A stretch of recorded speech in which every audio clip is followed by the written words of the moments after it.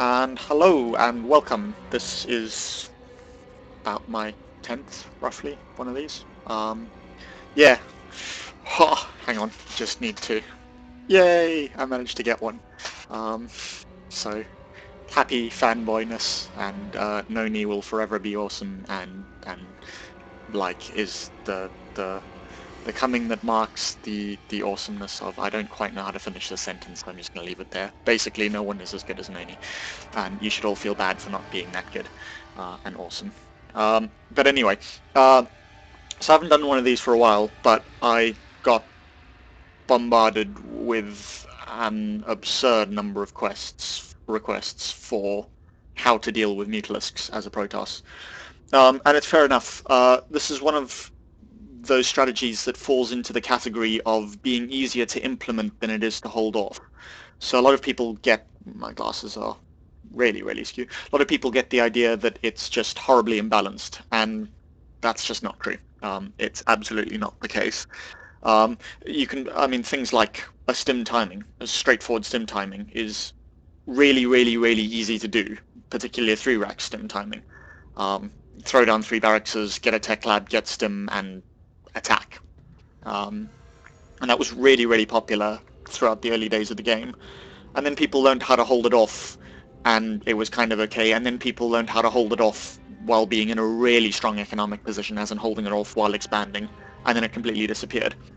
And so, while Mutalisks are absolutely, no denying, a good strategy, even at the highest levels of the game, they tend to get a lot of flack from lower level players just because it's frustrating. It seems like you just mass up a whole bunch of units and there's nothing the Protoss can do.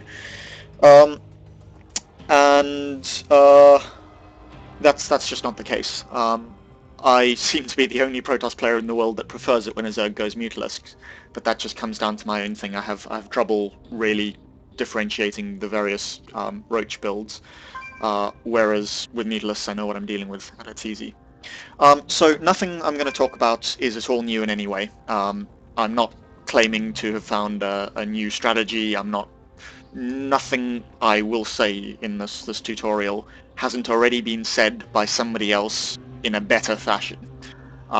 So if you're looking for something new and revolutionary, sorry, not going to happen. That being said, it will be a condensation of a lot of the stuff that is out there. So, for starters, there is a really, really good thread by Complexity's RSVP on Team Liquid on dealing with it, and you should absolutely go and check that out. You really, really, really should. But A, because he's awesome, he doesn't get nearly as much love as he deserves. But B, because it is a nice sort of go-to thing. Just search for Complexity dealing with Mutalisks on Team Liquid, and it should pop up. But I want to first of all identify why Mutalisks are annoying, and to do that we need to look at what is good against Mutalisks from a Protoss perspective. Now, unfortunately, there is only one unit that is cost-effective in a straight-up fight. Well, okay, there are 2. Carriers actually tend to do quite well, but if you're getting carriers to deal with Mutalisks, there's something wrong with your brain. But there is only one unit you have that cost for cost beats Mutalisks in a straight-up fight in the large number limit. Yes, in the small number limit, one Stalker is going to rape one Mutalisk. I should probably not use words like that in a video that's going up on YouTube, but forgive me.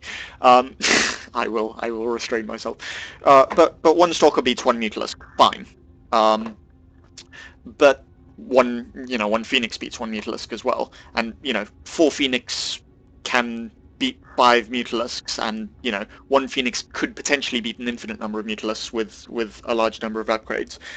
But in a straight-up fight in the large number limit, if you get a 200 army of just Mutalisks, they're going to destroy everything except the sentry, cost for cost. And that's just a representation that Guardian Shield is really strong against Mutalisks. Now, unfortunately, the sheer mobility of Mutalisks makes that largely useless, but it is absolutely worth bearing in mind. If you can force a fight against Mutalisk with Guardian Shield there, it is going to go very, very, very, very well for you. A good balanced mixture of sentries and stalkers works even better. Just enough sentries so they can't focus fire them down and get rid of the Guardian Shield instantly, and then the Stalkers deal more damage. Which was the original way of dealing with Mutalisks, and it still comes through. It still absolutely comes through. If you can hit them with a lot of pressure right as the Mutalisks spawn, they're in trouble. Mutalisks in small numbers are really, really, really bad. Really bad. Which is why Mutalisks were popular right in the beginning days of StarCraft 2 against Protoss, and then they disappeared because Protoss has started 5, 6, 7 gating the Zerg, and they would just die. Now, with the narrower choke and that sort of thing, Zergs can get Mutalisks out again, and there are a lot of 3-base Mutalisk transitions, which makes them problematic. Now, what I want to talk about initially, just to get this out of the way, Phoenixes are bad. Phoenixes are really, really, really bad. Even with the range upgrade, they are awful. Absolutely, absolutely awful against Mutalisks. The main reason is, in a straight-up fight, in the large number limit, Phoenixes lose. You need to micro against the Mutalisks. And fair enough, a huge amount of micro, particularly with a range upgrade, and you can bring down the Mutalisk ball quite cost-effectively. But a great example of it working in exactly that fashion and then failing horribly, White Ra versus Stefano in their recent matchup. White Ra gets the range upgrade, and great, he kills every single one of Stefano's Mutalisks. What does Stefano do? He takes 2 extra bases, gets Infestors, and the Phoenixes just sort of wiggle. They can't do the first thing against Infestors. And what makes this doubly bad is that the follow-up that's obvious and all Zerg players are going for off the back of Mutalisks is Broodlord Infestor. So yes, you might really cost-efficiently take out the Mutalisk ball, and even that is a rare thing. But on top of that, they can just... Phoenixes can't attack buildings. This was why when StarCraft was released, Noni was piling on Phoenixes. Yeah, they're an awesome unit. And then you realize that your opponent can just expand and can just build some workers. And it takes 5 Phoenixes to make up for the production rate of 1 Nexus. So that's not really working in your favor at all. And you can't attack buildings, so you can't kill them. And they're kind of really bad against ground units. All of these reasons just make Phoenixes an absolutely bad response. If you already have double Stargate, sure, you can really sort of hammer the Mutalisks in the low limit. You can really, really, really stop them getting from any Mutalisks out. And basically say, well, you've invested a huge amount in Spire Tech, and it's doing nothing for you. But even then, it's not a good choice, because as I said, they can switch to Infestors, and they can take loads of bases. There's nothing you can do about it. So the proper way to deal with Mutalisks. Now, everyone is just saying, and this really annoys me, people say, sorry, I realize this is a long period of me ranting, but I'm in my Team Liquid shirt, so I want to show it off. I dressed up for the occasion, and I'm quite proud of myself doing that. Also, I should look at the webcam, not at the screen that shows me looking at the webcam, which... Haha! But it really annoys me when people say, get Blink and Storm. Because yes, you need Blink and Storm, but the main absolutely crucial thing you need is an early third. If you do not get an early third up, they can deny it over and over again, and this is where a lot of the frustration comes in. A lot of Protoss players think, well, I can't get a third up because the Mutalisks just fire there and I have to cancel the Nexus over and over again, or he just streams Speedlings in. But we've already said that Mutalisks are bad in the small numbers limit. They're really, really bad. So counterintuitively, the earlier you get the third up, the better it is for you. Well, okay, that's not really counterintuitive. But it's a thing that's very, very, very, very, very, very widespread. The earlier you get an expansion, the better it is for you to defend at some point. And just a classic example of this, right in the early days of the game, you saw Zergs time and time and time again going hatch first against a Terran player and getting double like proxy 11 raxed and bunker rushed and losing the game. But where the common players sort of approach to it was, well, why are they going hatch first? They're just losing the game. Why are they going hatch first? They're just losing the game. The reason the pros were so insistent on doing it is because if you can't get your hatchery up and defend it with a hatch first, you can't defend it with anything. They can bunker rush you no matter what. And if you're going pool first, you're not actually in an economically strong position. Like, it's harder to defend the hatchery if you're getting the hatchery later. And so the early mechanisms of holding it off was throwing down the hatch first and immediately getting a spine crawler, and just like first 150 minerals after that hatchery was done, before a queen, before zerglings, spine crawler goes down, and then the zerglings come.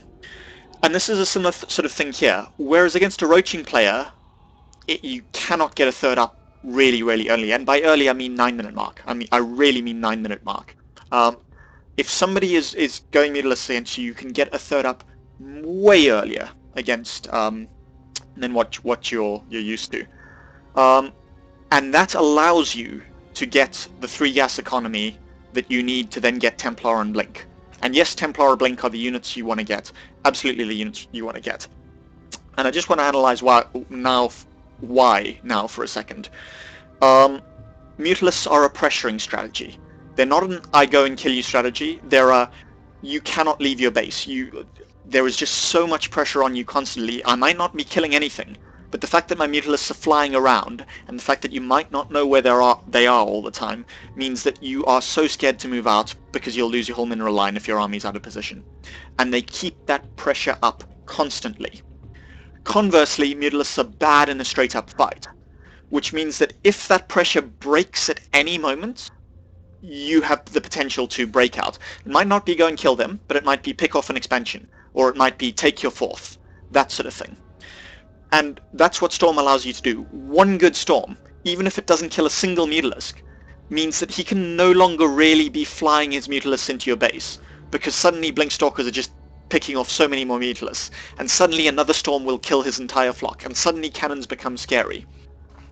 So you're getting the High Templar to hit those Storms, and even 10 damage on an entire flock releases the oppression enough for you to do something else to kill him, be it get a 4th or whatever. So I will pick examples of that.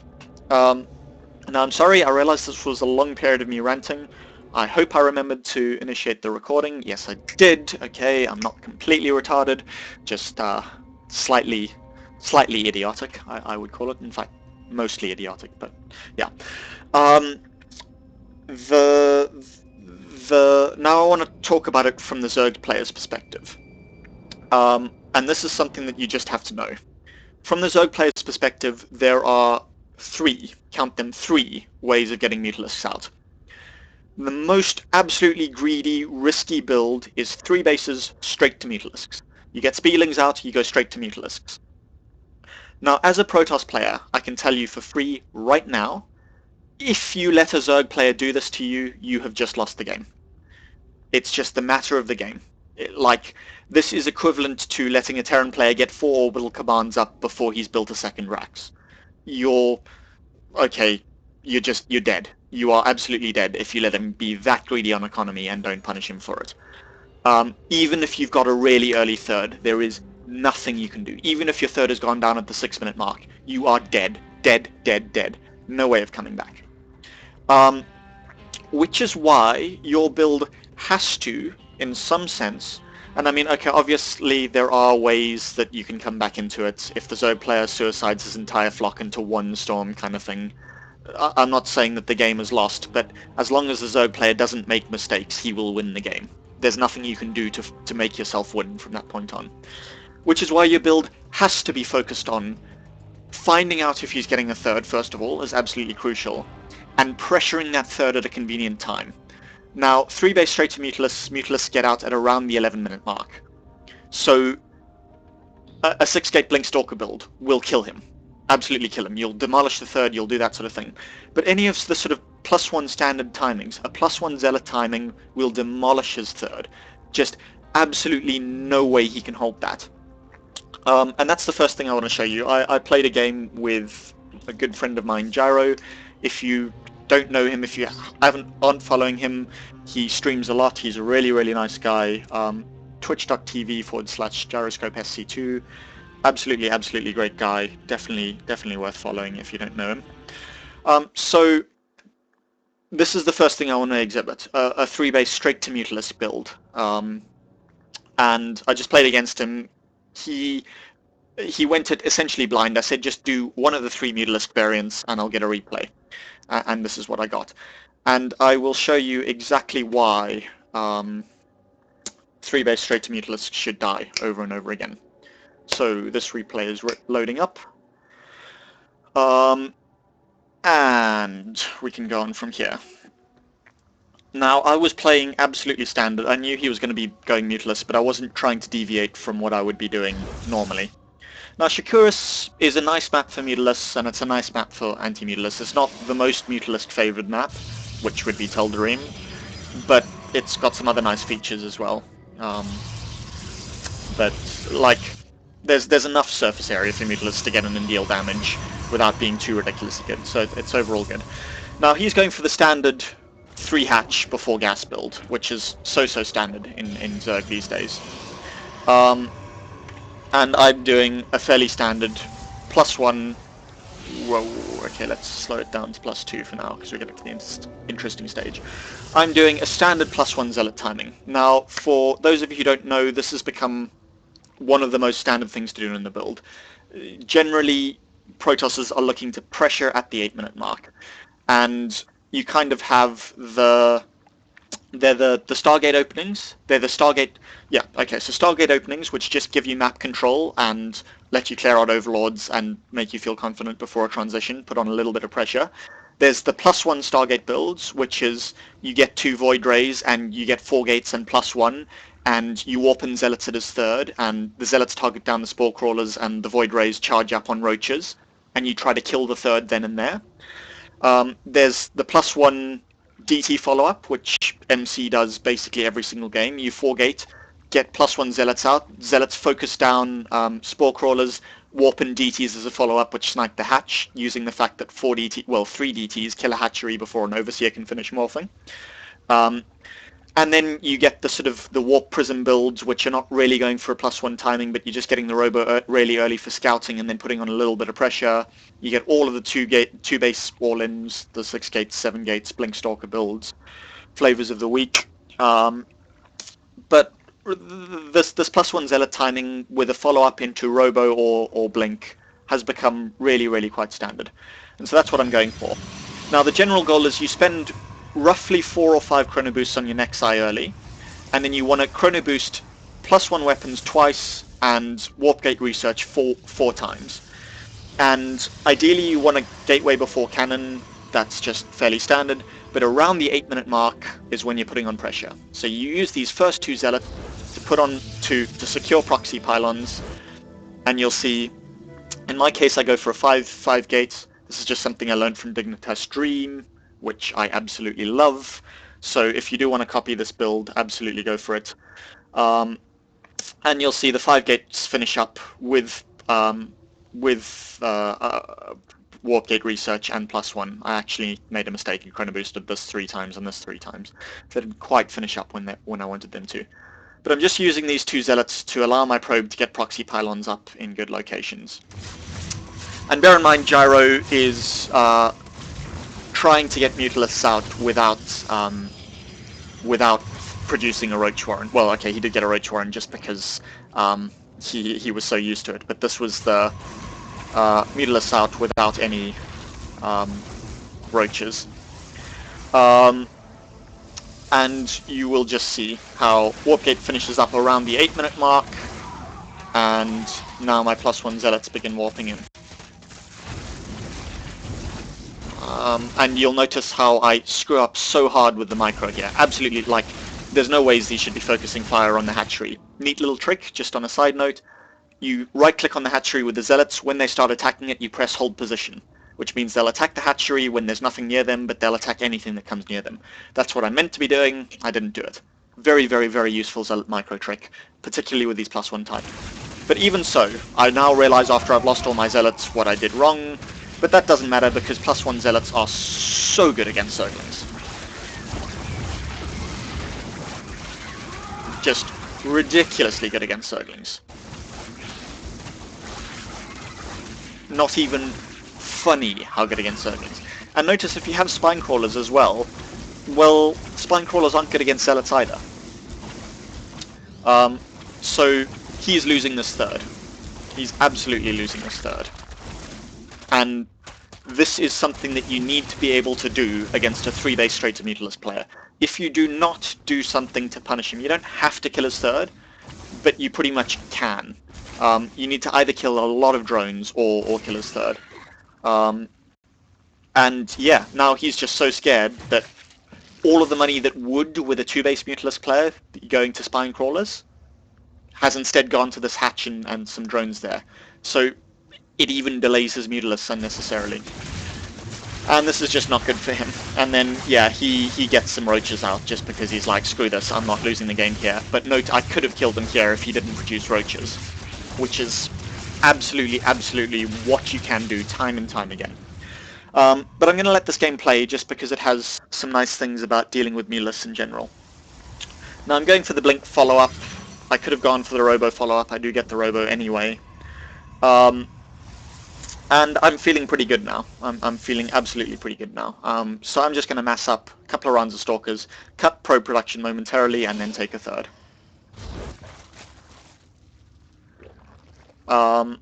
So, note I could kill these. I could kill these. I could play a lot better, but it doesn't matter. 2 Spires. I presume that was a mistake. Didn't actually notice that when doing that replay. So in any case, I'm taking a third. Now this is an early-ish third for Protoss in general. I still don't know that he's going Mutalisk yet at this point, but it doesn't matter because I've killed off his third and I've got enough Stalkers to deal with any roach pressure. So I'm just in a really good position. I've basically won this game regardless of what he does, but there are a couple of things that I want to point out. Just for dealing with Mutalisks in general.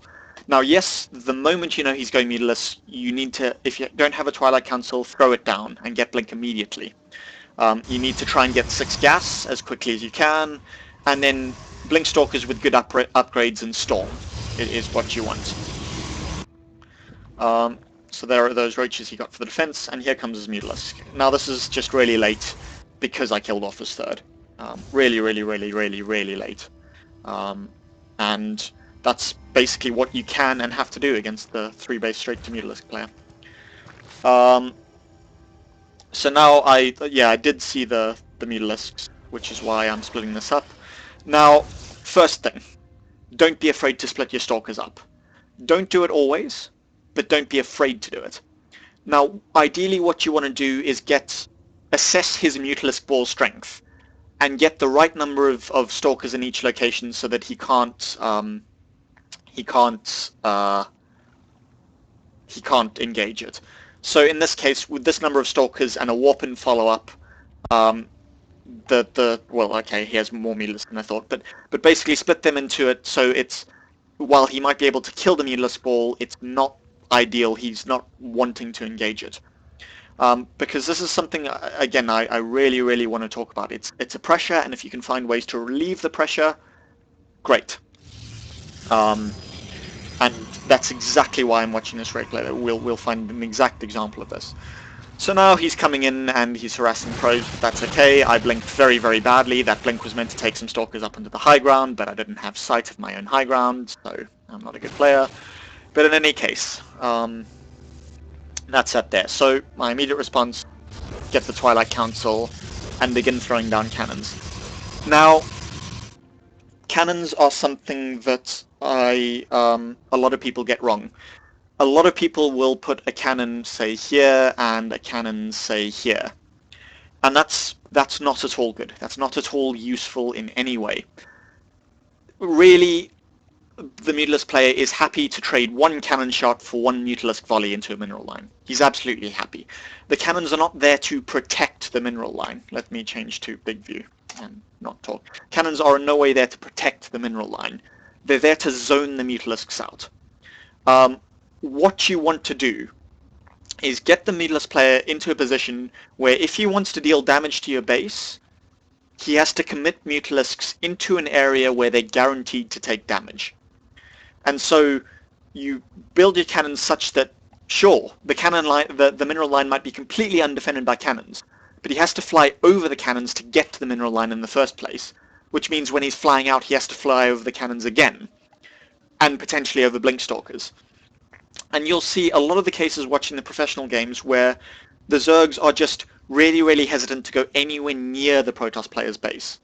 And a lot of that comes down to it really, I mean, foreigner Protosses don't do it at all yet. It's the Korean Zergs who are more zoning the Mutalisks with think like a Terran player. The missile turrets are not there to kill Mutalisks. They're not there to force Mutalisks out. They're here to zone the Mutalisks into very, very refined position. Fine, you can fly straight into my base, but you're flying over missile turrets to do it, and you're flying over them to get out again. That's what you want. And it really, really makes a big difference. So here's where my cannons go down. And really I should have another one here, just to completely zone them out, because they can fly in here. And here my cannons go down. And here my cannons go down. And hey, I've just spent a lot of minerals on cannons. This means I have a lot of gas for Psystorm. And it's the Psystorm that is the direct assault on the Mutalisk numbers. Once you have Psystorm out, they really need to begin thinking of transitioning out of Mutalisks. Because, like I said, a 10 damage attack on the flock just relieves pressure. And we'll see exactly that here.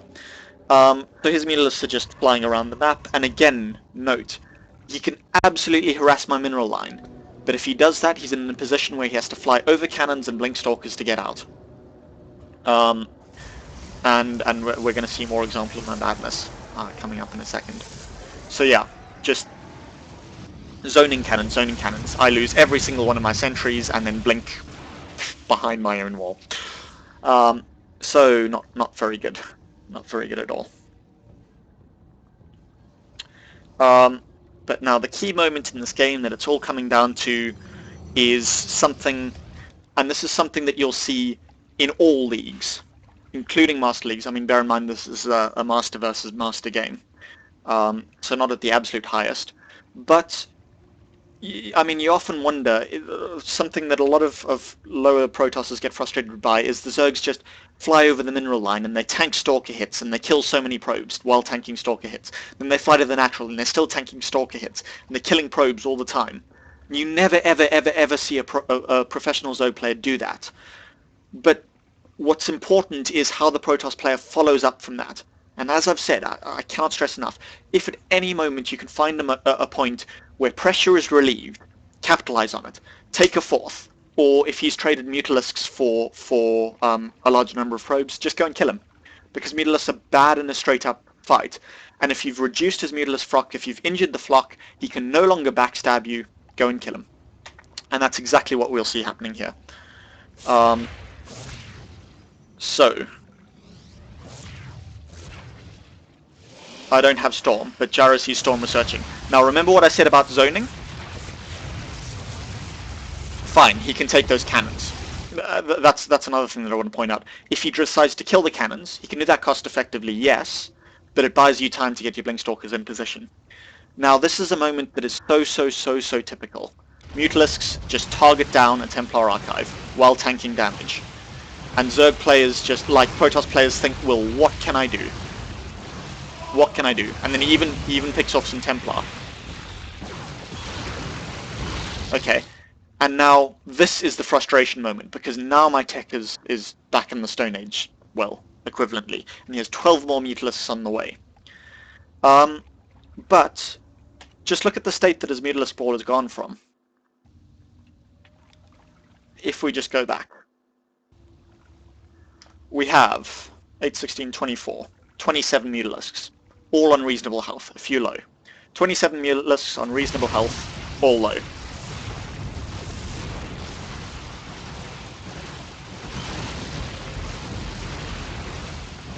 He's killed a lot. He's really put my tech back.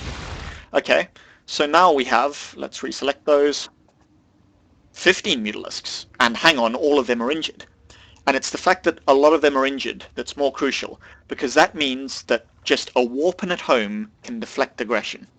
So now I am safe. Now I can move out on the map. And that's exactly what I do. Now I could have a couple of options here. I could establish a fourth, or in this case I know I could just go and kill him. But what is crucial is that you capitalize. That is a mistake from him. That is absolutely a mistake from him.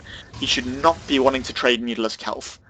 So as it turns out, I make all my Templar and Karakons, and I just go kill him.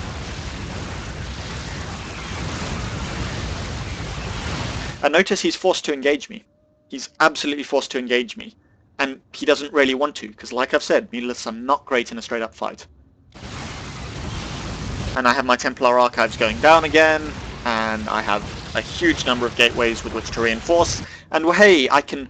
Look how safe this feels. I can absolutely take a fourth completely safely. And a billion cannons go down.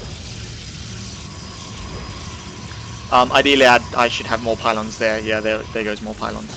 But I've just traded armies quite cost effectively. I've taken out one of his mining bases, and I've established another mining base of my own.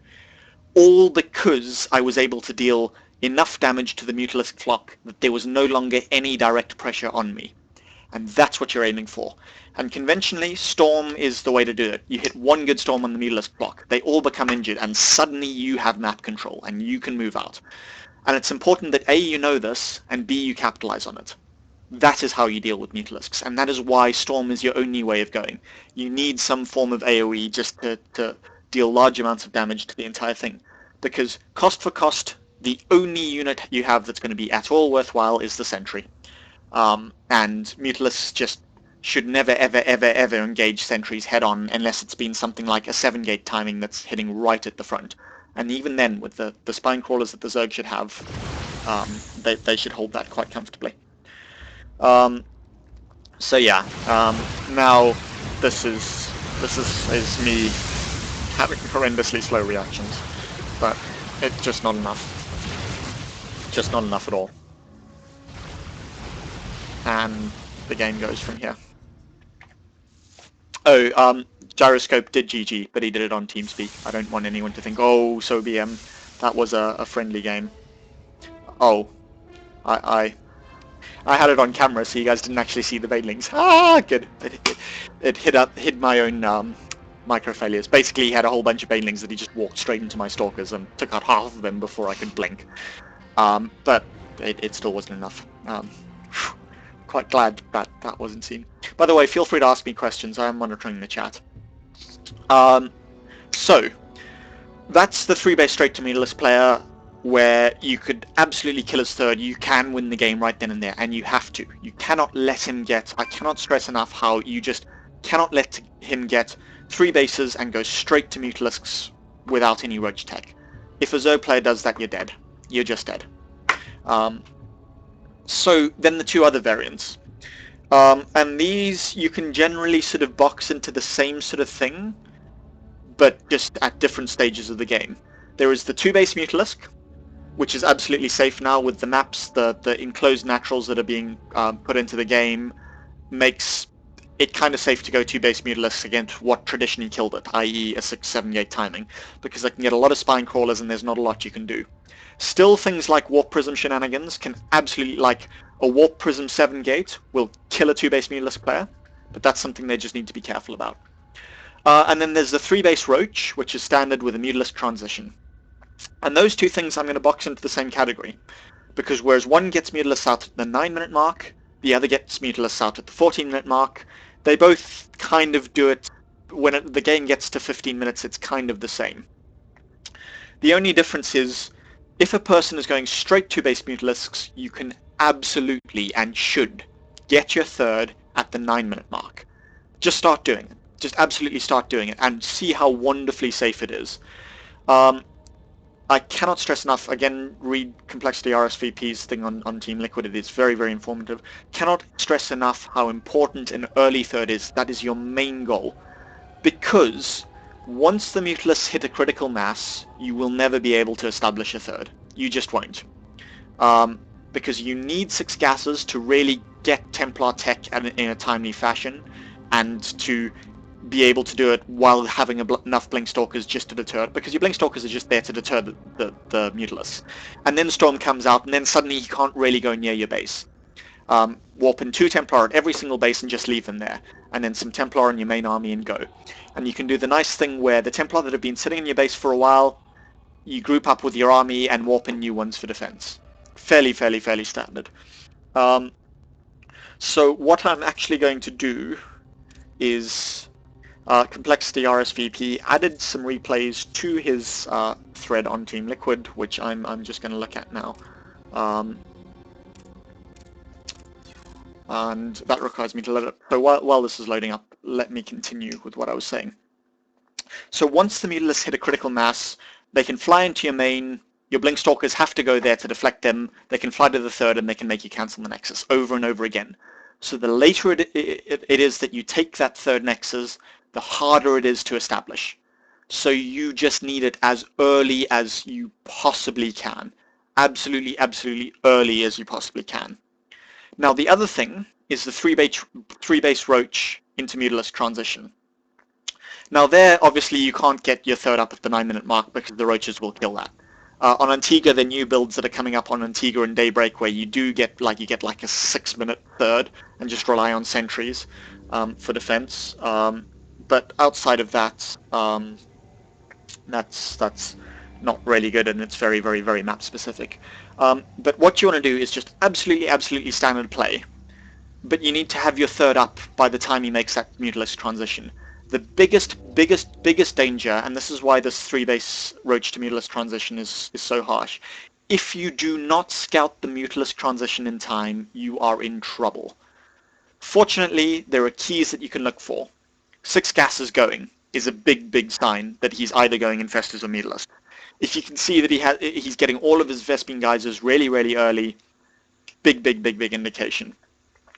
Other things to look for are just, well, I want to say a sheer number of speedlings, but I mean, that's really for the 2-base case. You see him on 2 bases, you see a large number of speedlings. It either means he's going for some gimmicky 2-base all-in, which you can hold off with good micro, or it means for Mutalisks. But the biggest danger is if he transitions to Mutalisks and you're completely unaware of it. It's that moment where you have your Colossus halfway done, and suddenly 10 Mutalisks appear in the back of your mineral line. That is the worst feeling in the world. So if he's on 3-base Roaches, you just need to be good with scouting, check his gas counts often. Hopefully you have an observer flying around his base looking for a spire, but you need to see the transition coming. Because if you don't, you can be in trouble. But this is why this delaying Colossus thing that Protosters have been doing, where they just go Blink Immortal. And the Blink Immortal deals with the Roaches, and you have Blink Stalkers if they make a Mutalisk transition. That's why Blink Immortal has become so standard in the matchup. Because then a Mutalisk transition you're no longer afraid of. Hey, the moment you see them, throw down a third if you don't already have it, and if you do, that's great, throw down the Templar Archives. So that's why I'd recommend you focus the more traditional Blink Immortals rather than rushing to Colossus, because there's nothing worse than having your Colossus halfway done and Mutalisk flood into your main. That honestly, you're not completely dead, but it is so hard to come back in from that time. So what we have is, this is, well, he's currently, who did, I think Violet moved to Complexity? Yeah, he was an MVP. Can somebody in the chat just let me know what team he's currently on? He's on a foreign team, but I feel kind of bad. But yes, that is him. And then this is Complexity RSVP as the Protoss. And so I can't remember which way around these... is he... Yeah, I think he might be on Empire. Don't know. I apologize for not being up to date. So, yes. Incidentally, I love RSVP's Forge Fast Expand on this map. I absolutely love it. You'll see why. This is a little bit old. This is before the Phoenix range, but again, Phoenix range is I cannot stress how terrible it is, because they'll transition into Infestors and you will die. If you have enough Phoenixes to deal with a decent-sized Mutalisk flock, they're going to die to like 2 fungals and do absolutely nothing. I cannot stress how utterly bad. In fact, if anyone watched the most recent State of the Game, it was the one on Tuesday, the 15th of March or something around there. If anyone watched that, Stefano even said, he commented on that show match, where he said the moment he saw White Ra go Phoenixes with the range, he knew he'd won the game. Because yes, he lost his entire Mutalisk flock, but he just expanded and got Infestors. And suddenly the Phoenixes are worthless. He even said Phoenixes are the worst unit in the game. I kind of agree. But oh, how beautiful is this? Because this is a nasty position to Forge Fast Expanded, but it has everything. A really just RSVP is absolute hero. But in any case,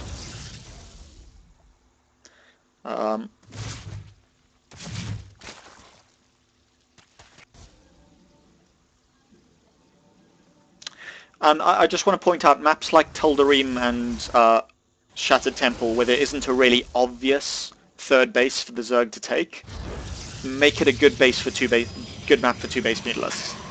And you really need to know whether the Zerg has gotten that early third hatch or not. It's absolutely imperative, because it affects the rest of the gameplay. There's no point in trying to do, say, a +1 Zealot timing against a Zerg player that's only on two bases, because you'll do just nothing with it. So RSVP moving out with the two Zealots, this has become fairly standard. And, well, hey! He manages to see an early lair. And this basically means one thing. This really means he's going two base Mutalisk. Now, other pointers that you can look for are him going straight to 4 gas. He hasn't quite done that yet, but he will. And then a large number of spine crawlers. But Violet, being the smart Zerg, doesn't actually need spine crawlers at the moment because, well, the earliest pressure that can happen is at around the 8-minute mark, and otherwise 10-minute for sort of a Blink Stalker all-in or a 7-gate all-in hits around the 10-minute mark. So he just doesn't need the spine crawlers yet. But you can scout based on knowing your own timings, and there we go, up to 4 gas. This immediately tells you it's either going to be a Hydra drop, which is kind of bad, or a Ling Infestor all-in, which is really bad, really outdated. Cannons hold it off. Used to be really popular. Throw a bunch of infested Terrans and break down the wall, but it kind of, Protoss has learned how to deal with it. But really, 95% of the time it's going to be two base Mutalisk. At least at the moment. I mean, that could change. So RSVP playing standard, knows his opponents on two base. Well, I mean, in fairness, he could have an expansion here, but not very likely because of how easy that is to kill off. And it's just going with a standard Robo plus some gateways. And it gets scouting up, and he can do some more Prism shenanigans and put on pressure that way. But notice, I mean, again, he knows his opponent's on lair tech, so he's just scouting around for what it could be. And one of the things it could be is a Nidus Worm. Really clever play. So the Observer gets in and scouts, and at this point he knows. This point he absolutely knows. He hasn't actually seen the Spire yet, but he knows. Notice the earliest timing that a Zerg can go for two base Mutalisks is at the 9-minute mark, but that's really just rush straight to Mutalisk. 10-11 minutes is much more standard. And he sees the Spire. So he immediately begins breaking down these rocks, and he immediately throws down a Twilight Council. Bam! RSVP hearing it up. And, you know, even things like Pylon here, absolutely the standard response. Pylon here. Now, again, I really disagree with RSVP's cannon placement. He's got a whole bunch of cannons here, which are nice. You really should have cannons here, or maybe not, they don't need to be that high up, but cannon, and maybe some cannons by his gateways on the outside if needs be.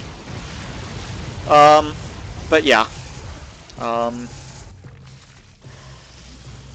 I don't like this. I really don't like this. This does nothing. This absolutely does nothing. Because a good Zerg player can come and fire a volley at the extractor and the bouncers will kill probes. Really don't like this. Particularly if Zerg are Overlord using a slow Overlord to get the Mutalisk boxed up a la Broodwall style. Which, can I just say, this is something that, like, I have a bone to pick with people, because this was on the new trick discovered thing on Team Liquid for like the 3rd of March, of you have an Overlord grouped in with the Mutalisks and they stack up more, not nearly to the same extent as Brood War, but they do stack up more.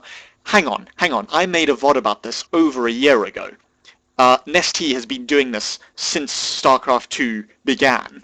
This is not a new trick. You cannot. No, just no. That's harsh. That's really harsh. Saying it's a new trick discovered on the 3rd of March 2012. Screw that. It's been in the game since the beginning. They don't stack up perfectly, but they definitely stack up better if you have them grouped up with a unit that's very far away. The only downside is, unlike Brood War, you can't do it with a lava or stuff like that. It has to be a unit that can move. So an Overlord or an unburrowed Spine Crawler is a common one. So yeah, RSVP gets a really early third. Now this is really sort of more a timely third in this case, but he had to break down the rocks, kind of not ideal. But I mean, notice there's absolutely no danger. This number of Mutalisks cannot deal with Stalkers yet, and Zerglings, well, they kind of get destroyed by the Zealots that you have anyway. So that third is absolutely, absolutely safe. And he's just doing the standard thing. Good upgrades. Notice him, like a lot of Protoss players, neglect armor upgrades, which is just not really all that good. Yes, attack is nice, but don't neglect armor. And there we go, Blink finishes, and this is an extremely early Twilight Archives, and that's the key thing that I want people to pick up from this game. Your Blink Stalkers are not there to kill the Mutalisks. They're just there to keep the Mutalisk out of your base while you get Psystorm up. And once you have Psystorm up, you wait for that moment where the pressure is relieved, and you go and either do something. Take a new base, kill one of his expansions, or, depending on how badly his Mutalisks are damaged, kill him. So really, RSVP should have sight of these, and he should be, yeah, there we go, throwing up cannons. And again, I don't really like this. I think he should have a pylon here, and cannon, defends against both the Zerglings. And the Mutalisks then, if they want to get to the expansion, either fly over these cannons, or in fairness, they can fly over here, but then they're trapped between these cannons that are here, and Blink Stalkers. Think zoning. The Mutalisk can and will pick off probes. You're not trying to stop it. You're not trying to defend your probes. You're trying to make it so that if he does go for probe, he's losing Mutalisks. His Mutalisks are getting injured. And that's relieving the pressure on you and allowing you to do things like killing his expansion or that sort of thing. Because the moment he doesn't feel safe going near your base with Mutalisks, you've got it. You can absolutely punish him. So really, really early Psystorm. Notice how he still has very few Blink Stalkers. But minerals going on cannons, gas going on getting Templar and Psystorm. And again, notice how, in contrast to what most people say, like what most people see, Violet is very, very, very hesitant to go into the mineral line, and this is smart. This is absolutely smart. Lower level Protosses, you won't see this. They will go straight for the mineral line, in which case, brilliant. Damage the Mutalisks as much as you can, and then push out and take a fourth. Or damage the Mutalisks as much as you can, and then push out and kill his fourth. The moment that Mutalisk ball is injured, he's not keeping pressure on you because, say all his Mutalisks are on half health. Great, you can leave 4 Stalkers at home, move out with the rest of your army, and when he goes into your base, just warp in a whole bunch of other Stalkers, and they can clean up those Mutalisks really, really, really, really easily. That's what you're looking for. So I'm actually going to +2 this, because I've got another replay to get through. And something I should point out, a lot of people are saying, what about Mutaling versus just straight Mutalisks? There's no difference. You deal with Lings with Warlings, essentially. The Lings are not really making a difference because they lose horribly to Zealots in a straight-up fight, so if he's got a lot of Lings, you just get a lot of Zealots and fewer cannons. Lings are really bad against Psystorm, and it's the Psystorm that packs the punch. It doesn't really matter if you're... I mean, there's the... Mutaling are really, really great against pure Stalkers. Sure. But it doesn't matter if you're storming your own Stalkers, as long as you're storming Mutalisks. That's what you want. In fact, I've got a great replay where I launch 4 Psystorms at a Mutalisk ball, and all 4 of them hit my own Stalkers.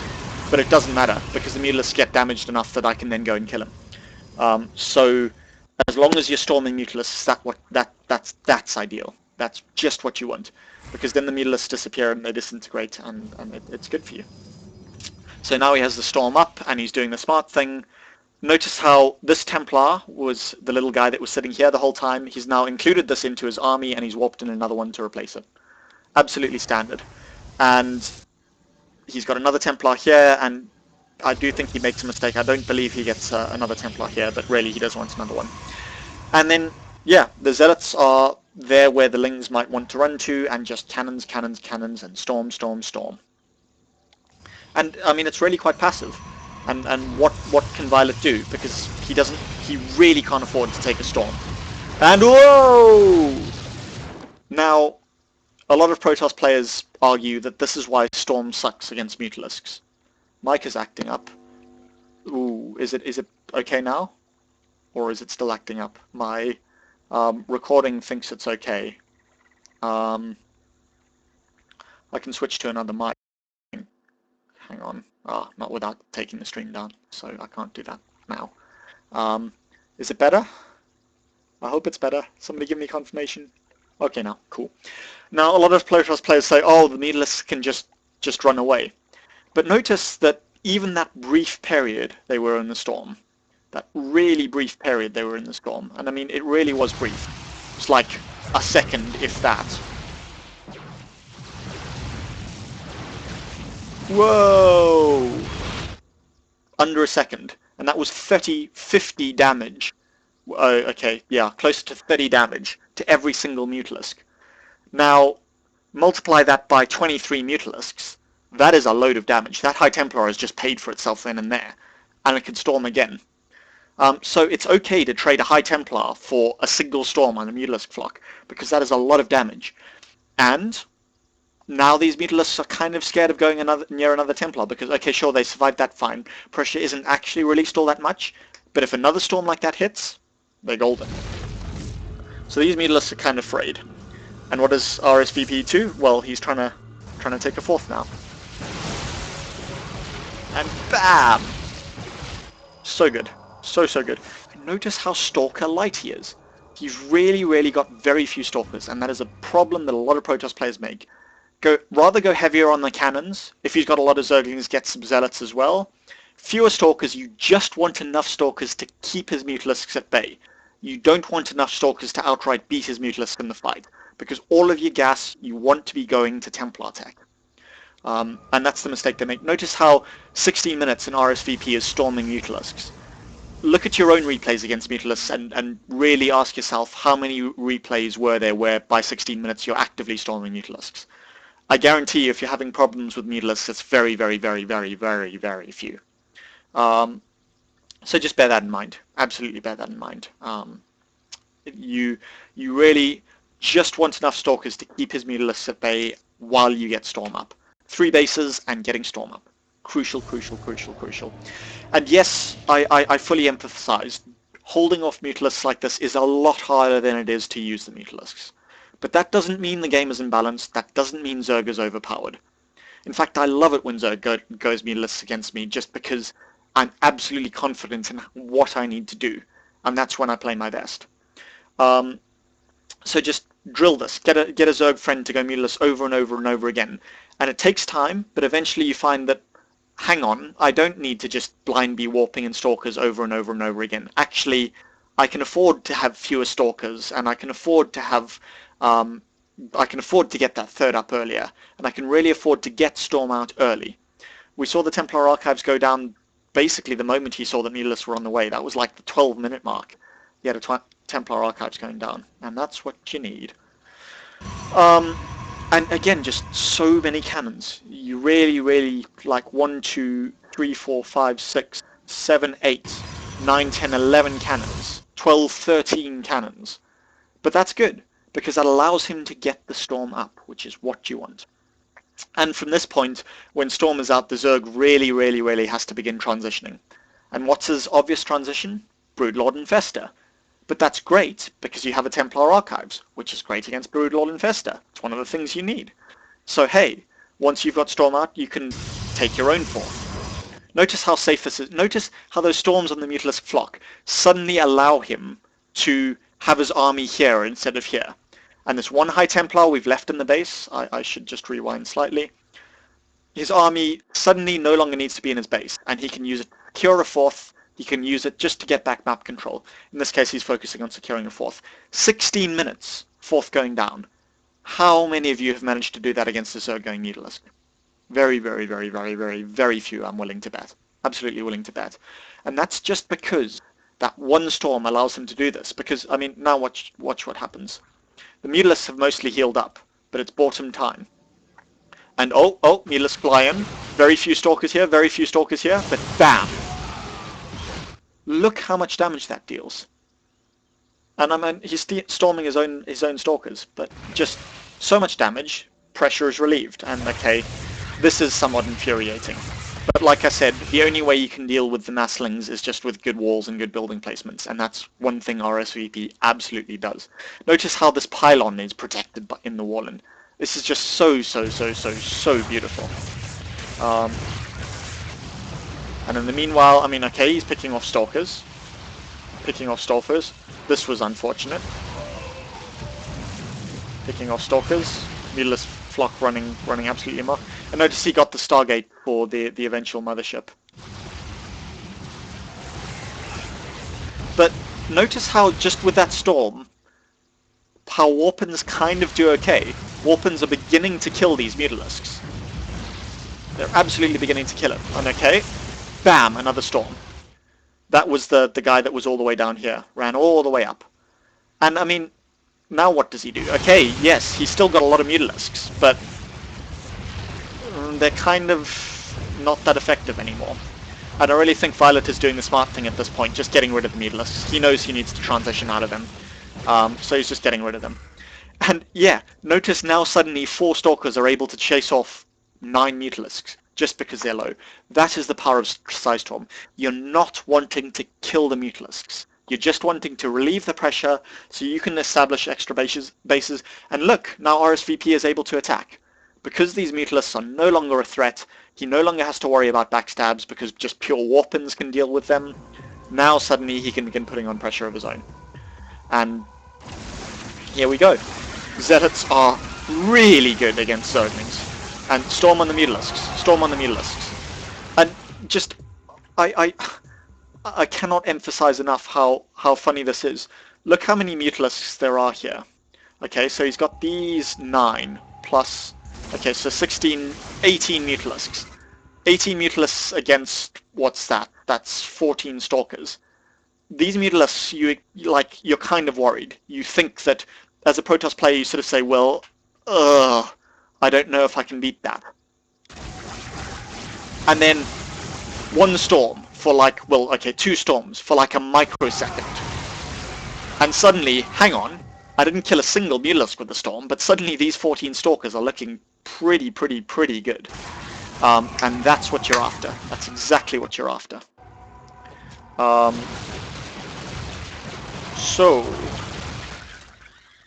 I realize I'm approaching an hour now. I'll probably run a little bit over, but that's okay. I've got another replay to analyze.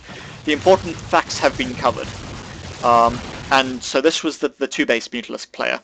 I don't know if the other one is a 3-base transition. I don't remember. But like I said, the important thing is to see it coming. That's why you go Blink Immortal rather than Colossus rushing. Absolutely why you do it, because then you're in a good position. And then it plays out in exactly the same way as this. You want your 3rd, you want to get Psystorm as soon as you know he's going Mutalisks, and you just defend and defend until Storm is out, and then wait for a moment where the pressure is relieved. Because, I mean, note that the Zerg can't just be passive with the Mutalisks. If he's doing nothing with the Mutalisks, you're in a great position. He's investing so much in units that aren't great in a straight-up fight, but they keep you pinned in your base. So if he's not actively keeping you pinned in your base, you can take a 4th. If he is keeping you pinned in your base, you have opportunities to Psystorm, which relieves pressure, which lets you take a 4th. And it's not a once-off thing. It's not a, I am building Blinkstalkers, I am getting Psystorm. It's not a Blinkstalkers and Psystorm are how you deal with Mutalisks. It's how you use them. And more importantly, how soon you get them. Early 3rd, early Psystorm, wait for a moment to relieve pressure, use that pressure. In this case, RSVP relieved the pressure with Psystorms, built a 4th.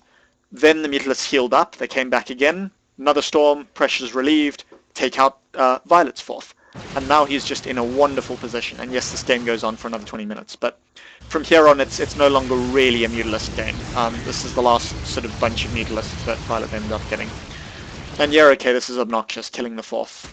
Mutalisks can do that.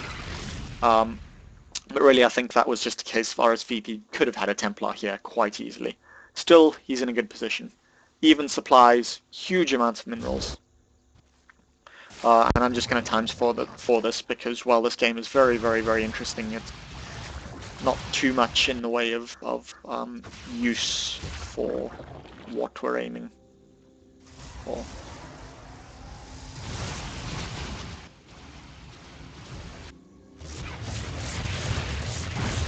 Notice how cannons are pretty good with dealing with link run buys. They buy you enough time for warping, and that's what cannons do from the beginning. They just buy you time to get the warpins there. That's all they're there for, which is why you want them to zone Mutalisks.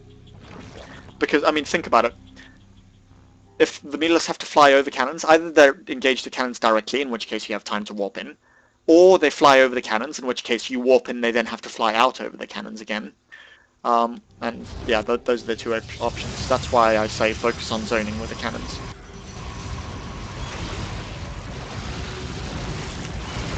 Feel free to ask any questions if you have any as well. Most people are going to be watching this on the VOD when it's uploaded. So yeah, I will bear that in mind.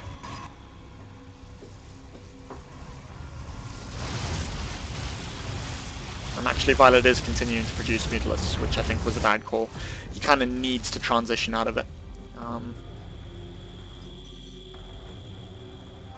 Kind of really needs, but I mean, just notice how the simple fact that he has these High Templar with a lot of energy means that he's able to sort of impose himself on the map, which is just something that you're not used to being able to do.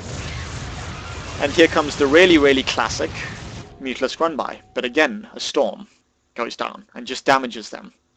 And we're going to see another storm go down where there's this High Templar.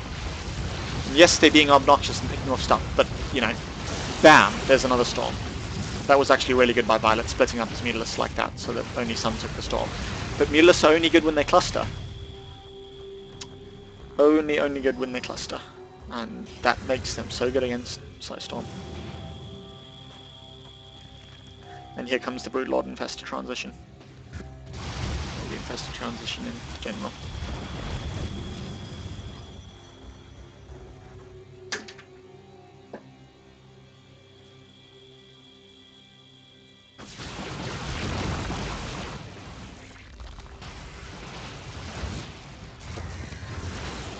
And notice how Templar are kind of good against Infestor anyway, just because of the feedback. And yeah.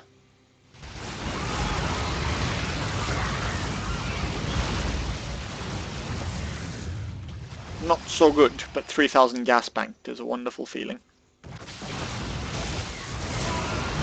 Oh, and wow, that was pretty good. Just some Templar on their own, and suddenly the Mutalisks have to run. Okay, I'm going to time zone it because I'm really running late and over time, and that's not good. I want to keep these VODs, like, instructional and not me ranting. I tend to rant.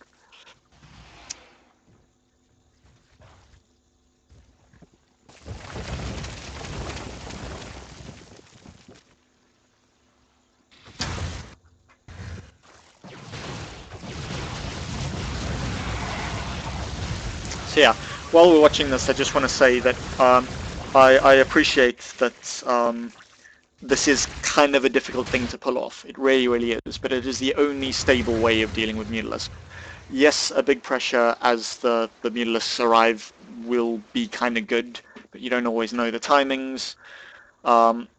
Yes, they're like, you can go for a 2-base death ball and try to base race, but that usually, in fact, almost always ends in the Zerg's favor. Blinkstalker Storm is really all you can do, and it's how you go about it that's so crucial. So yeah, Violet is pretty dead at this point. And just utter patience from RSPP. Utter patience is the main thing. You really have to be patient.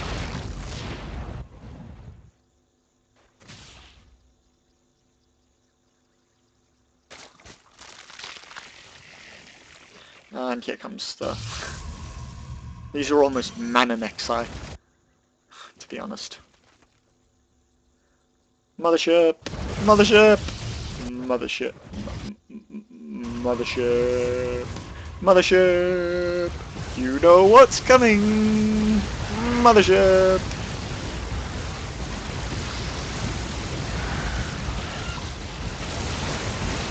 Bam! And Violet leaves. Okay. I now need to log back into Battle.net. I'm just going to brush through this last replay because I am running over time, and it does kind of look like there are no questions, so that's kind of cool. Means I can go immediately. We've been going for, yeah, just over an hour at this point, I believe.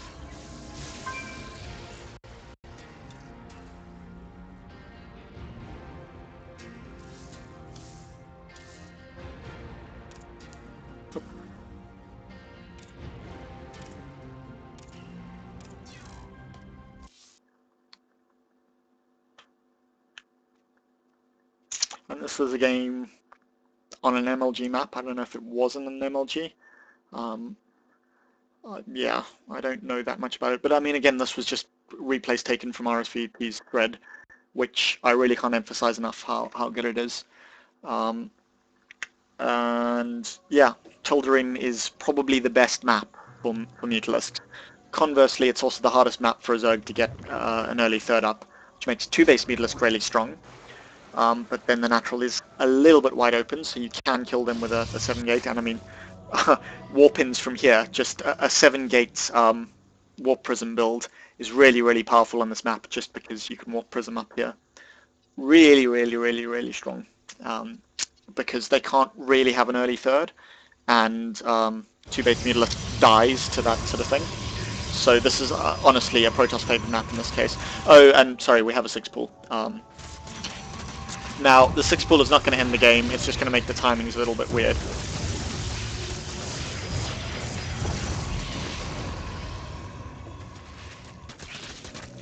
So let me +4 this.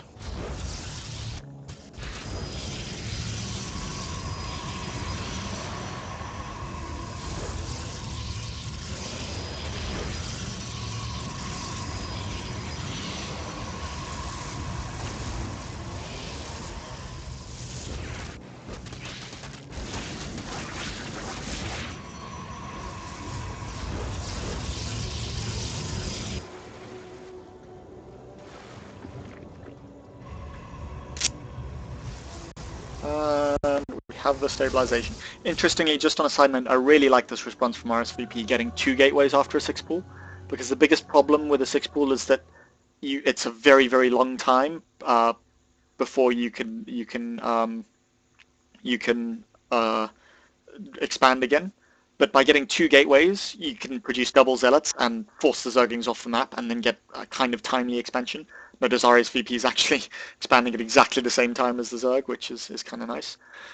Quick question. Also, many Zergs like to split up mutas on the map, initial mutas between first and third, and send reinforcements to harass the second base.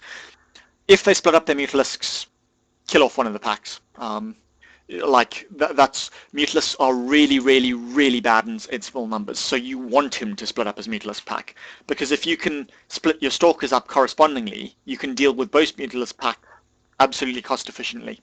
But yeah, your Stalkers should always be in a position where they can conveniently get to any place where the Mutalisks are. So if you've got a big lead on the Mutalisk count, keep your Stalkers in 2 groups. Just have 2 hotkeys, keep one in your main and one where either at your third or your natural, depending on where they're likely to go. But otherwise, sort of on a map like this, you want to keep your Stalkers around here, because then they can protect here easily, and they can blink to protect here easily, and they can blink to protect here easily. The main problem on this map are Mutalisk flybys from here down to here, which is why you really want to zone the Mutalisks. So sort of cannons up here is really useful, or even cannons up here, because then the Mutalisks need to fly over those, and you can have your Stalkers here and cannons here. But again, just not being able to blink over that is a big, big, big, big problem. So again, I'm going to +4 it. But yeah, Mutalisks, if he splits them up, he's making a mistake, because Mutalisks, the main thing about them is how well they scale with numbers. You always want your Mutalisks grouped together. Now, it can be annoying when they send the Mutalisks in one way and Lings in the other way, but as I've said, the only way you can really deal with Lings is good building placements. Building placements and cannons absolutely, absolutely demolish Lings, and that's all you can do.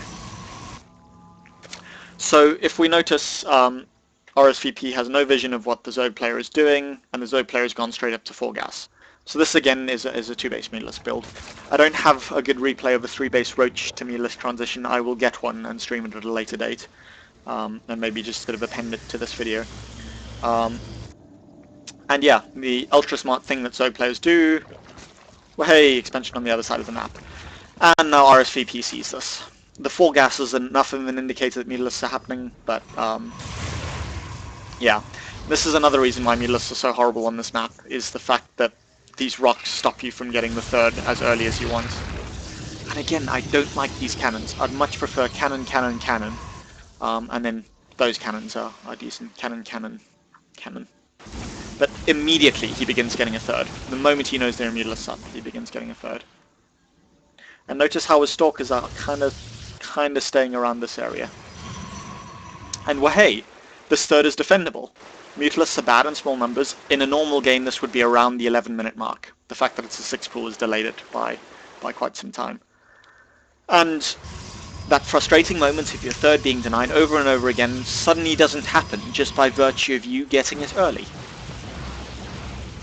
Little bit of a miss micro by RSVP. Blinking onto the Mutalisks. And Dark Shrine, I actually kind of like this. This is a little bit advanced, but I kind of like it. He reckons he's got enough of the gas lead to be able to get some Dark Templar out, and they're actually really good because Zerg players are wanting to go for fast spread bases. RSVP knows that they're going to be bases on the far corner of the map, so he gets DTs just to harass everywhere. Really, really, really, really smart. Doesn't end up working so well, but you know, he gets Storm anyway. And again, notice how few Stalkers he has. You're not wanting to take the Mutalisks on directly with Stalkers. You're just wanting to make it so that if at any moment they try and go for your Stalkers, you relieve the pressure enough that you can go and kill him or get a 4th up or whatever.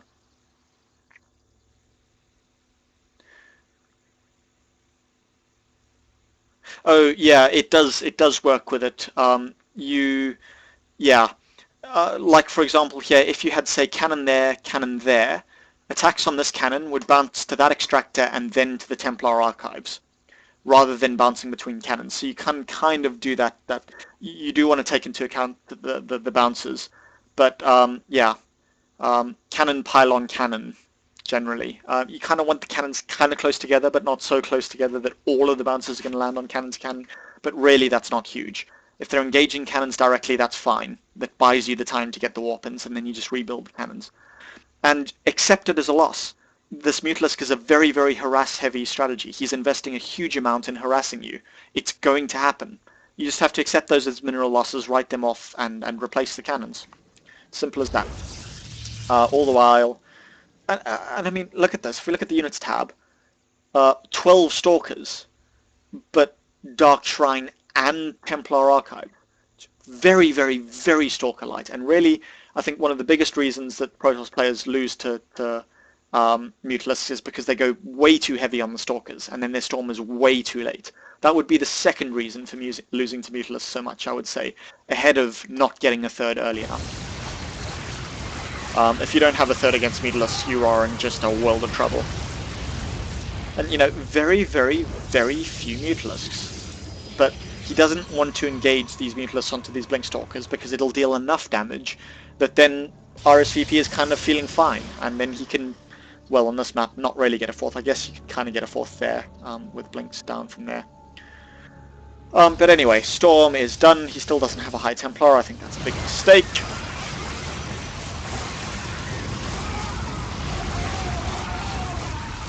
And this would be a more sort of normal thing. But you notice how he was even warping in Zealots there. Zealots to deal with the Lings. And then the Stalkers, just to... Because, yes, this ball can cost efficiently deal with the Stalkers. But as long as he's thinning out Mutalisk numbers, that's fine. Because it's relieving pressure on him. And he's still... Come on, RSVP, where are you, High Templar? You've had Storm for ages. The hell? No, yeah, 4th High Templar. He had the gas. I don't know why he wasn't doing that sooner, honestly. I don't.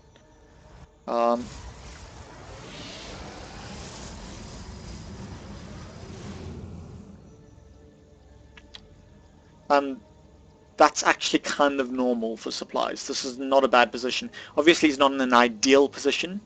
I think these Dark Templar, it was a very nice idea, and it does show how much you can get away with in terms of investing gas into other things that aren't Blink Stalkers. Really does emphasize that point.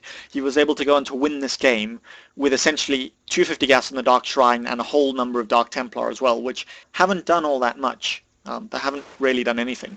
But just so few Blink Stalkers. But it works. It honestly works.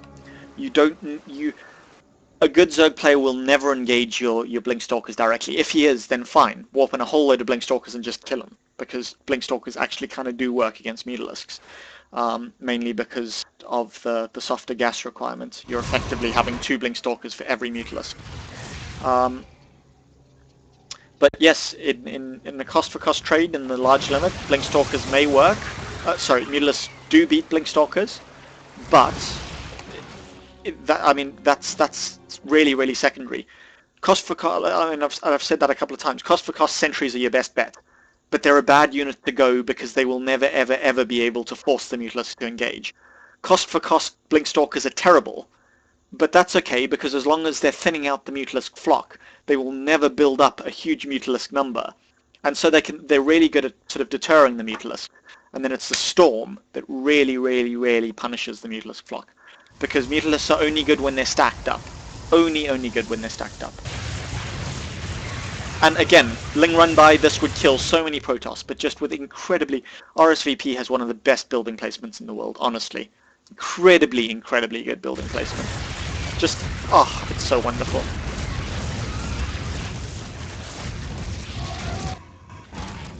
And then he evacuates the third, and the cannons have built him time, but bought him enough time to get Zealots back. Will he save it? Will he save it? No. So that's unfortunate, but now they go down. And yeah, now the Zerg kind of has to transition out of Mutalisks. And you will find you will win so many games. Oh god, sorry, not good, bad. Here's this Ling Run By. Bad. I apologize. And yeah, you will find so many Zergs just engage with the flock when they really shouldn't. They will try and snipe Templar Archives, and they'll try and snipe probes, and they will take so much damage on the Mutalisk. And that relieves the pressure and allows you to take a fourth, kill one of their bases, or even just outright kill them. And it's important that you realize that and capitalize on it. Just, oh, wonderful. And this is the sort of thing that we're talking about. Mutalisks in one direction, Lings in another. And how he deals with this? Well, he has a High Templar on each base. So when the Mutalisks arrive, wham, they get stormed. And then the Blink Stalkers deal in... Look how much damage that does. It is wonderful. Suddenly there's no pressure. And then the Ling Run By, this is what you're talking about. But just really intelligent building placement is how you deal with Lings.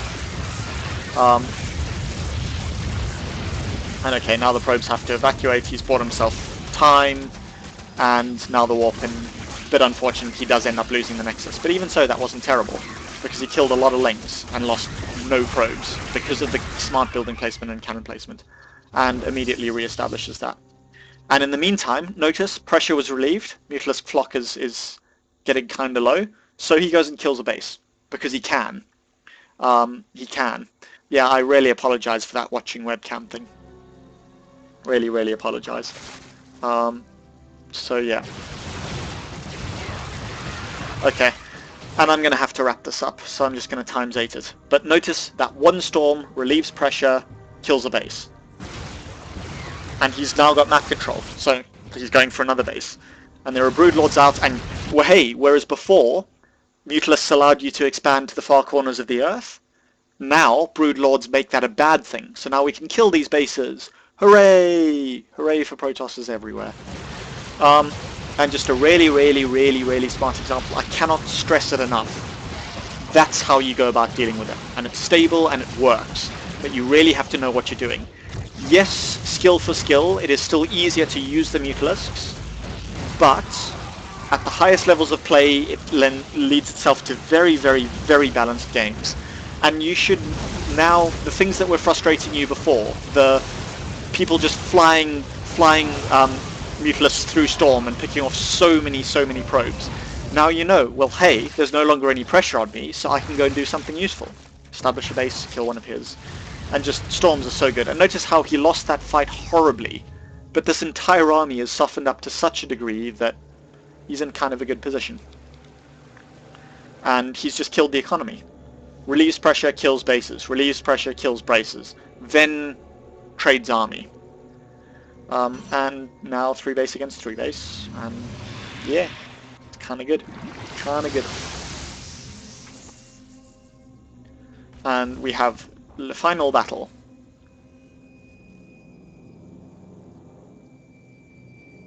I don't know who Swing is, by the way. I think it might be somebody who doesn't have an account on whichever server this was played on. So is using it. I honestly don't know. I apologise if I'm wrong. I don't know. So bye-bye Broodlords. Infestor's not so good against Archons.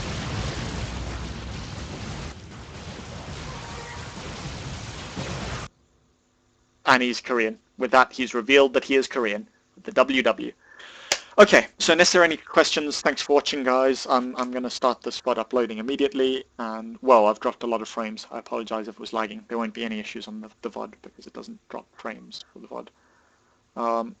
So, yes, thanks for watching. I will see you guys later. Hope this was useful. Feel free to ask any questions in the comments on YouTube. It will go up there. Search for MethySC and you'll find it. And, yeah. Bye.